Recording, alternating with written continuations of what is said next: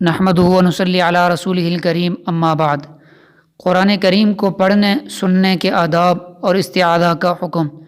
قرآن کریم کو ہاتھ لگانے اور چھونے کے لیے خود قرآن کریم میں اللہ رب العزت کا ارشاد ہے، لا یمسہ الا المطہرون، سورہ واقعہ، یعنی اس قرآن کو نہیں چھوتے مگر پاک لوگ، یعنی بغیر طہارت اور پاکی کے، بغیر وضو کے قرآن کریم کو ہاتھ لگانا جائز نہیں۔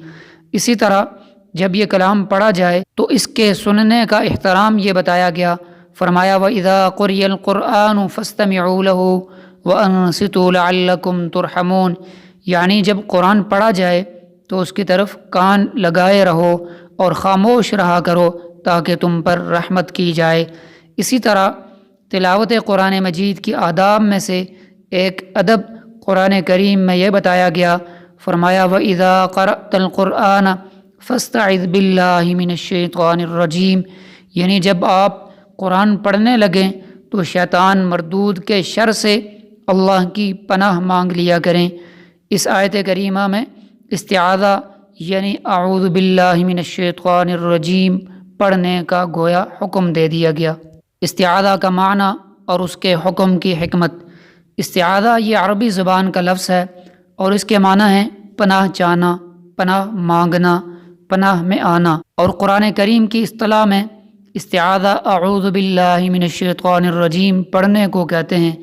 اس میں نامعلوم کتنی حکمتیں اور مصلحتیں ہو سکتی ہیں، مگر ایک نہایت واضح مصلحت یہ ہے کہ شیطان کی ہمیشہ یہ کوشش رہتی ہے کہ انسان کو نیکی سے روکے، برائی اور بے حیائی کے کاموں پر آمادہ کرے، جھوٹ بولنے کی ترغیب دے، اس کے دل میں وسوسہ پیدا کرے، اس کے دل میں وسوسہ پیدا کر کے اسے یاد الہی سے غافل کر دے، اور جو نیکی اپنی اہمیت اور عظمت کے لحاظ سے جتنی زیادہ اجر و ثواب رکھتی ہے اور باعث قرب الہی ہوتی ہے، اتنا ہی شیطان اس سے دور رکھنے کی کوشش کرتا ہے اور اپنے وسوسوں کے ذریعے رکاوٹ بن جاتا ہے۔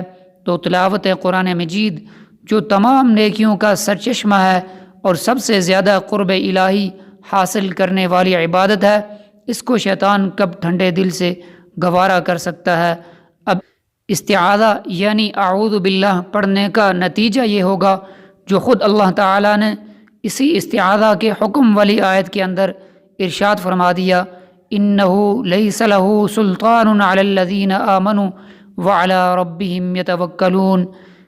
ترجمہ، اس کا یعنی شیطان مردود کا زور نہیں چلتا اس پر جو ایمان رکھتے ہیں اور اپنے رب پر بھروسہ کرتے ہیں، یعنی جس نے اللہ پر بھروسہ کیا اور اس کی پناہ ڈھونڈ لی، اس پر شیطان زور سے حاوی نہیں ہو سکتا۔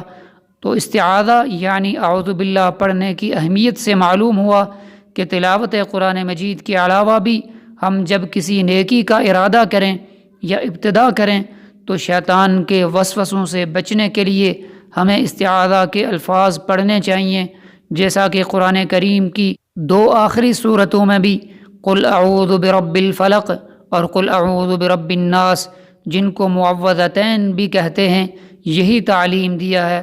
احادیث مبارکہ میں استعاذہ کے الفاظ جو وارد ہوئے ہیں ان میں سے سب سے افضل اور اعلیٰ سب کے نزدیک اعوذ باللہ من الشیطان الرجیم ہے، لیکن اس کے علاوہ بھی الفاظ منقول ہیں جو پڑھے جا سکتے ہیں، اعوذ باللہ السمیع العلیم من الشیطان الرجیم، اسی طرح اعوذ باللہ العظیم من الشیطان الرجیم، اسی طرح اعوذ باللہ من الشیطان الرجیم انہ هو السمیع العلیم وغیرہ۔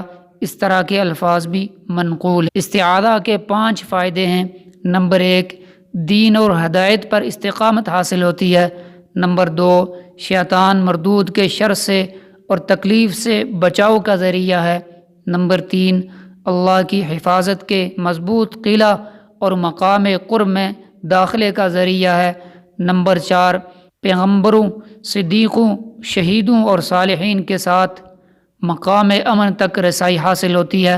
نمبر 5، زمین و آسمان کے مالک کی مدد حاصل ہوتی ہے، اسی لیے انبیاء نے بھی ہمیشہ استعاذہ کیا، جیسا کہ قرآن کریم میں ارشاد ہے کہ جب زلیخا عزیز مصر کی بیوی نے حضرت یوسف علیہ السلام سے اپنی نفسانی خواہش کا اظہار کیا تو حضرت یوسف علیہ السلام نے فرمایا معاذ اللہ انہ ربی احسن مثوائی، اللہ کی پناہ، عزیز مصر میرا مربی ہے۔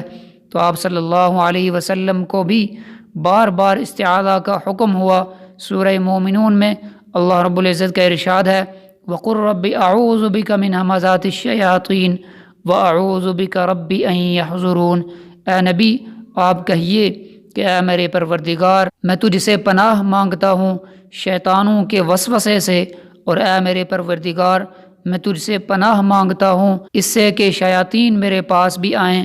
پھر آپ صلی اللہ علیہ وسلم کو استعاذہ کا حکم قرآن حکیم کے آخری 2 سورتوں میں بھی ہوا، فرمایا قل اعوذ برب الفلق، اسی طرح فرمایا قل اعوذ برب الناس۔ فرشتوں اور شیاطین کی حقیقت، اللہ رب العزت نے جب اپنی قدرتوں کو آشکارا کرنا چاہا تو اس نے سب سے پہلے نور پیدا کیا، اور اس نور سے مستقل مخلوق فرشتوں کی تخلیق ہوئی۔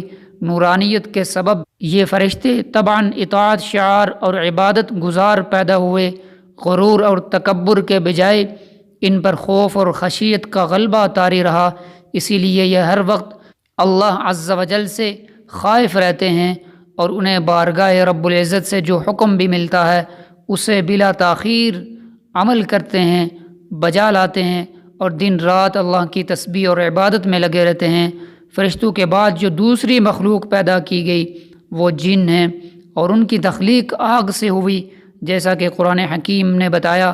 گو فرشتوں کی طرح جنات بھی ہم کو عام انسانی آبادی کی طرح نظر نہیں آتے، لیکن قرآن کریم اور احادیث نبوی میں جو تصریحات اس مخلوق کے متعلق موجود ہیں، اس بنا پر ہمارا اعتقاد اور یقین ہونا چاہیے کہ جنات بھی انسان کی طرح مستقل مخلوق ہیں، اور یہ بھی شریعت کے مکلف ہیں، اور ان میں بھی موت اور پیدائش کا سلسلہ ہے، اور ان میں بھی نیک و بد، کافر و مسلم، اچھے اور برے پائے جاتے ہیں۔ چونکہ ان کی خلقت آگ سے ہوئی ہے اس لیے ان کی طبیعت میں بڑی تیزی پائی جاتی ہے۔ حضرت آدم علیہ السلام کی پیدائش سے کئی ہزار برس پہلے جنات زمین میں آباد تھے اور آسمان پر بھی آتے جاتے تھے۔ جب جنات نے آپس میں زمین پر فتنہ و فساد اور خون ریزی پھیلائی تو فرشتوں کو حکم ہوا کہ جنات کو زمین کے اوپر سے دور کیا جائے تاکہ زمین ان کی آلودگی سے پاک ہو جائے۔ چنانچہ فرشتوں نے زمین پر آ کر بہت سے جنات کو قتل کیا، اور بہت سوں کو پہاڑوں اور جزیروں اور سمندروں میں دھکیل دیا۔ انہی جنات میں سے ایک ابلیس بھی تھا جس کا نام عزازیل تھا، اور یہ بڑا عالم، فاضل اور عبادت گزار تھا۔ رسول اللہ صلی اللہ علیہ وسلم نے ارشاد فرمایا کہ ابلیس کا تخت سمندر میں ہے، وہ روزانہ اپنے لشکر کی ٹکڑیاں بیچتا رہتا ہے تاکہ وہ لوگوں کو فتنہ میں مبتلا کریں۔ جو جتنا زیادہ لوگوں میں فتنہ پھیلاتا ہے اتنا ہی زیادہ ابلیس کے نزدیک اس کا مرتبہ بلند ہوتا ہے۔ دعا کیجئے اللہ تعالی ہمیں اپنی پناہ میں رکھے، شیاطین کے شر سے محفوظ رکھے۔ سبحانک اللہم و بحمدک اشہد ان لا الہ الا انت استغفرک و اتوب الیک۔